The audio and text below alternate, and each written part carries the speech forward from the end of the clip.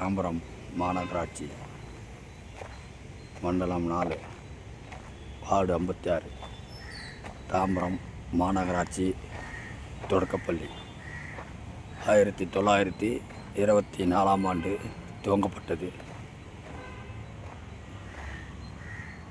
தற்போது தாம்பரம் மாநகராட்சி சார்பாக 58 லட்ச ரூபாய் புதிய கட்டிடமும்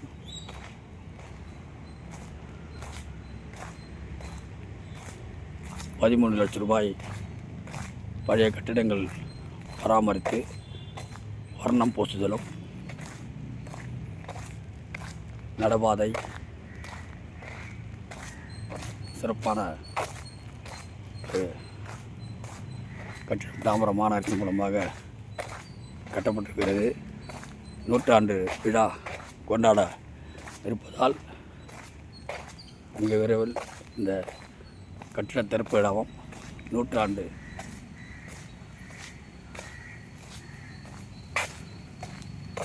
விழா கொண்டாட இருக்கிறது.